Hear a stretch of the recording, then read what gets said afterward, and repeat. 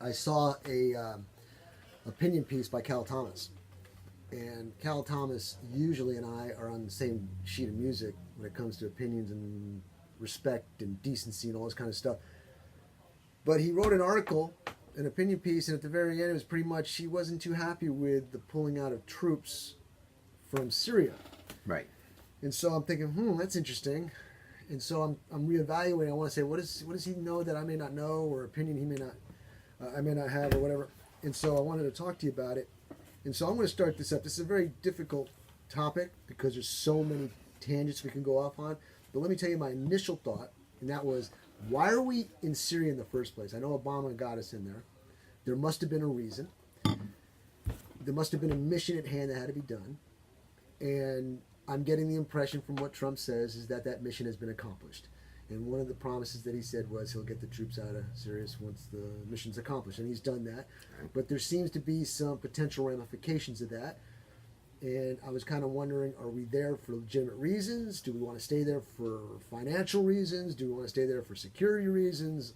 So many different ways we can go this. And I thought maybe you can enlighten us on some avenues. Well, you're absolutely right. There's a lot of different angles on this job. Okay, we could talk politics or occupation. We could go with money. There's just a lot of places that we can go. Are we winning the fight against ISIL? That's Islamic State in Iraq and the Levant, ISIL. There's about maybe 40 or 50 different versions of ISIS, or whatever you want to call them, Daesh. But if we look at the terrain north, you have the border of Turkey. And that's the only thing separating between Russia.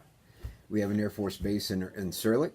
And so as long as we are friendly to Turkey, then we have a very good strategic location to observe whatever Russia is doing, and to also go into Iraq with our aircraft, aerial resupply, things like that. So a logistics base in Turkey is paramount, and we're going to do everything we can to support Turkey. And I have no problems with that at all. I know how important that is. Okay. Kurdistan. Since the 1980s, we've been supporting Kurdistan in one way or another against either Saddam Hussein, when the Kurd people said that they were going to support Iran, and Iran was going to support the Kurds in getting their freedom, their free agency. Mm-hmm. They did that because they knew that the Kurdistan region was sitting on top of like the fourth largest oil deposit on the planet. So of course Iran wants to team with them. Iraq wants to control them. And so the Kurdish people are very important to not only Iran and Iraq, but also to the Americans. Well, the people aren't important. It's what's underneath them that's important, right? Unfortunately, that's the case. And that's where the money comes in. Okay. So many times we have supported them, and then when it's not advantageous to us, or we see a bigger prize, then we're going to backdoor the deal on them. So right now, I think Trump, for one, I don't agree with him pulling us out. I got to say that. I don't agree with it because he's not listening to his military commanders on the ground. They know what's going on. They know if we have an advantage, if we have a disadvantage, etc. But it's a fluid situation, and there's so many aspects at it. We've got over 15 other coalition forces over there, and we've got 4 times the amount of people on the ground. Let me ask you one question about Trump. Is there any legitimacy to him pulling us out because the job is done? If Obama put the troops in there for a specific reason, was that reason accomplished? Obama put us in there to counter the Syrian civil war. Assad was putting gas attacks on his own people. That's why Obama put us over there in the first place. He didn't want to do that anymore. But as a military person, you and myself, we all know mission. What's the mission? What's the end state? Okay, so what was the mission? Is there a timeline? Is it finished? Is it complete, in your opinion? The reason we got over there, yes, that's over with. Okay, but now we have a byproduct of we're there. How is it advantageous to us to stay there? And my biggest concern on all this is a soldier puts on a uniform to defend this country, okay? And I got no problem if one is lost in battle honoring that call to duty. That's part of the job. But when they get shredded for no reason, when there's no objective, there's no mission, and my troops are getting shredded, I can't handle that. I have a problem with that. So, in your opinion, is it vital that we're there? It's a hard yes. I think it is. I get it. I get you. Because ISIS and ISIL, whatever you want to call these chuckleheads, they're like roaches. We can kill 200 today. They'll hide in the cracks. Everybody else will hide in the cracks until we pull out, and then they're going to swarm back in there. The other chuckleheads over there fighting them, they don't have what it takes to win. They just don't. When ISIL was taking over Mosul, the Iraqi forces that were over there and trained by the U.S. military, they threw down their guns and ran. But one would say, who cares? Let them fight their own fight. I would love to say that. But how come we can't say that other than financial purposes? Because it'll never get done. But who cares if they're killing each other? How does it affect us if we're not there? Because once the weak are gone and ISIL will come back, then they are going to come back on us. We got to keep them over there in the sandbox. We can't allow them over here any more than they already are. And they're already over here. That's another topic. Yes, they are. Okay. Yeah. Some of the argument would be as though people say, we're over there doing things for financial gain, which is ticking off a lot of people over there, and they're sick of us being over there, and that's why they retaliate against us. I see the only financial gain over there is the oil options. Okay. But other than that, I interrupted you, but go ahead, please. Well, I'm sure there's more to it than we know. Okay, I'm sure there's backdoor deals, the whole works, but it all boils down to, is there justification to have a person in uniform over there with his life or her life potentially threatened by stupidity? The loss of blood for financial gain to me grinds my teeth. So help me to understand the necessity for us to be there, because I understand on the world stage you have different countries have different agendas, and we want to protect ourselves, and to be smart we confront it out there instead of it coming home. That's true. But I also have this scale, and I go, is mission accomplished? Do we get out of there because we're done, or are we just there for silliness? I think part of our mission is done. I think ISIL is like going away. They're down to minimal forces. They don't occupy hardly anything. But if they hold one city, a key city, then yeah, they're shrinking. They're dying every day, but they're still a threat. And they have a network. They've got one of the biggest financial networks ever. So we got to go after the money also. But if we give up ground, then we turn it back over. Right now, the Syrian forces are taking a place called Manjib. They're in the outer areas. Right now, we've got over 200 airborne rangers occupying that city. They're saying, well, yeah, we're seeing what's on the outskirts. But if we give that up to the Syrian rebels, or the Syrian militia, then the USSR, the Soviet Union, is going to occupy that, and they'll have a key stronghold there in the north. Right now, we occupy most of the north, the American forces. But if we leave, all that's going to go to Russia. Here's another challenge I have. Maybe you can enlighten me. So we stay over there to protect us, right? Mm-hmm. Yet our Congress won't support a secure border. Oh, well. And there is plethora of documentation showing so many illegals who are not just from Central America, but from all over the world coming over here, just seeping through. So on one hand, they want to protect us. On the other hand, it's like, let them come in because they want to perpetuate and keep this thing going. Because then all of a sudden now the corporate entity comes in, the finances, war is money, right?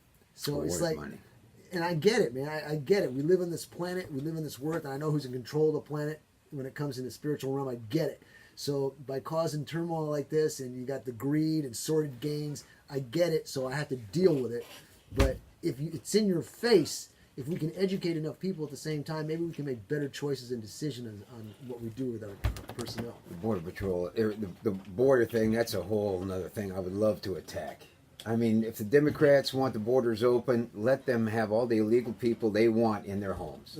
That's fine. I would love to see that. And as far as being illegal, either get legal or get out. Get out. That's right. Okay. The whole reason the word is there. And when somebody wants to sugarcoat the word, oh, they're undocumented workers, it's illegal. Why the heck do we have laws? It's illegal.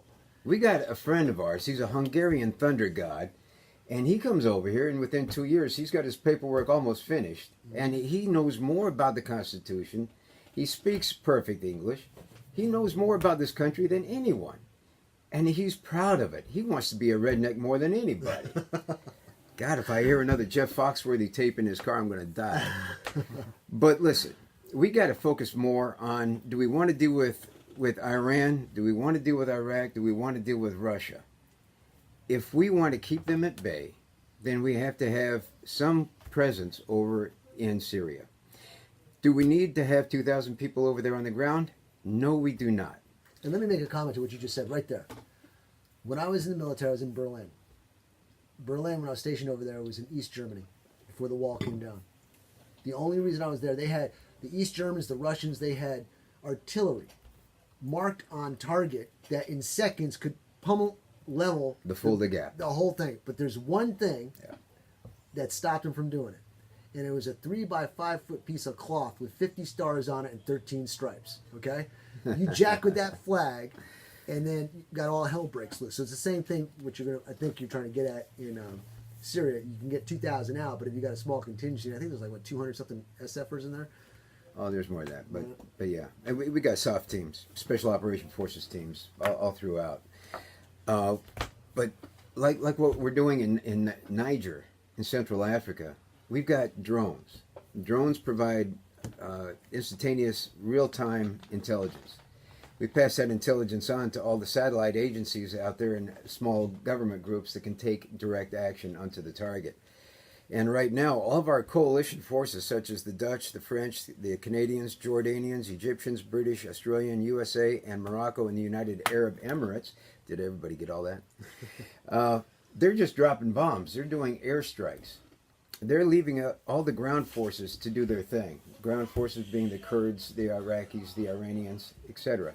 But once all that is done, it's all going to go over to Iran and Russia because they're the two big boys on the team. But we can still provide the intelligence. Do we need to have guys on the ground? I don't think so. The guys on the ground are doing very limited stuff and they're getting sacrificed over political missions. But every once in a while, those political missions are very important and very key. That's true. Whether we're doing an assassination or a snatch mission. Well, politics is part of the strategy. I mean, And we don't do assassination, we do direct action, excuse me. Okay. Kinetic operations, they call it, because it's cool.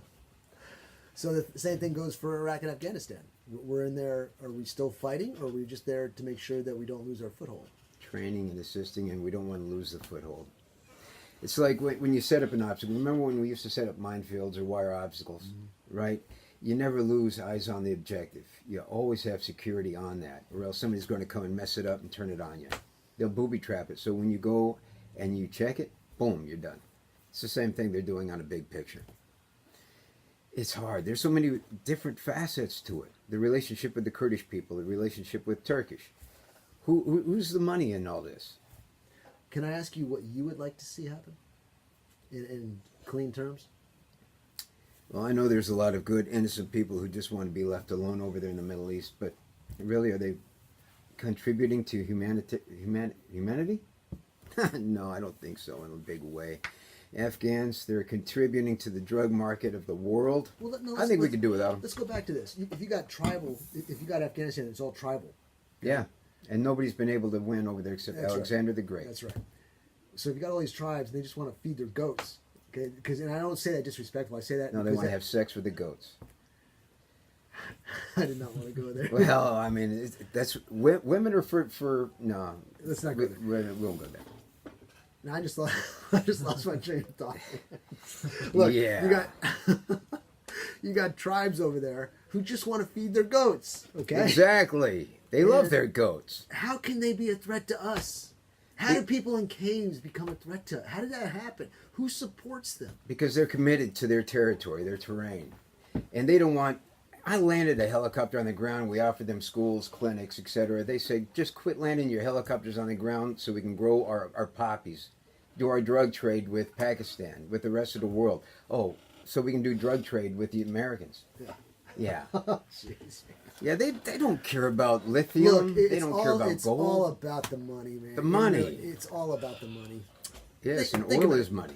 oil's money. So that's a security aspect to the United States. I mean, you can't be without oil at this time until some other form of energy comes up. You got to have oil, and I can understand we got to protect it. I like the concept of using our oil because it's cheaper, but then again, when you use our oil and it's gone, I'd rather use somebody else's oil. So I don't mind working deals. And we don't want to negotiate with the Syrians or the Turks when they take over the Kurdish oil fields. We don't want to deal with the Iranians when they take over the Kurdish oil fields. The Kurds, in my opinion, are the key player in all this, and we ought to do everything we can to support them. Kill everybody else. I don't care. Let God sort them out, right? Yeah. Okay. Luke, you got any final words on this? I'm going to take a break, and then I think we've got Master Cindy Key coming in the house. If not, Folks, for 2019, we just need to be the best people we can be. Okay? Be kind, be gentle, be nice, but carry a big, big, big stick. And the other thing, too, ladies and gentlemen, there's so many different ways to look at this. You know, if you just listen to the news and read the bullet points off the internet or the newspaper, just read the headlines, you're going to get a misinterpretation of what's going on there. You got to dig deeper so you understand, hey, my vote means a lot, really. Even if you don't think it does, it does. Oh, it does. But you got to do it in mass. You can't just some of the people. So you have to be educated. The biggest thing politicians love are stupid people, okay? If you're educated and you understand and you can convey it to somebody else and teach somebody else what it's all about, they get scared because then darkness doesn't like the light, right? I know. And No, they don't. Knowledge is light.